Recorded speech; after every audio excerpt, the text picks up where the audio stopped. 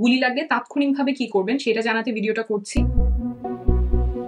বিশ্বখ্যাত স্বাস্থ্য বিষয়ক কন্টেন্ট ক্রিয়েটর এবং ক্যামব্রিজ বিশ্ববিদ্যালয়ের শিক্ষক ডাক্তার তাসনিম জারা রাজনীতিতে পা রেখেছেন। তিনি জাতীয় নাগরিক কমিটির যুগ্ম আহ্বায়ক হিসেবে দায়িত্ব গ্রহণ করেছেন, যা তার প্রথম রাজনৈতিক প্ল্যাটফর্মে অংশগ্রহণ। নিজের ভেরিফাইড ফেসবুক আইডিতে এক পোস্টের মাধ্যমে তিনি এ ঘোষণা দেন।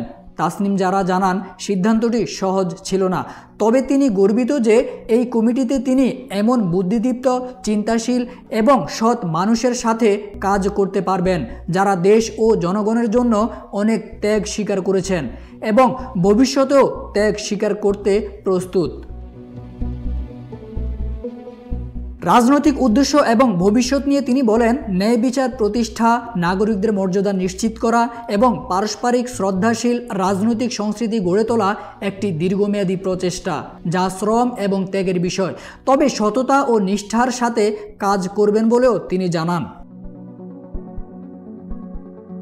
তাসনিম জারা সবার পরামর্শ ও সমর্থন চেয়েছেন এবং তাদের প্রতি আস্থা, শ্রদ্ধা রেখে বলেন, যদি ভুল করি তা ধরিয়ে দেবেন, আর ভালো কিছু করলে উৎসাহ ও সমর্থন দিয়ে পাশে থাকবেন।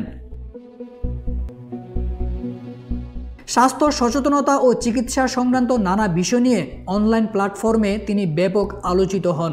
গত জুলাই আগস্টে গণ অভ্যুত্থানে আন্দোলনের সময় প্রাথমিক চিকিৎসা কিভাবে করবেন শিরোনামে ভার্চুয়ালি পরামর্শ দিয়ে আন্দোলনকারীদের পাশে দাঁড়ান।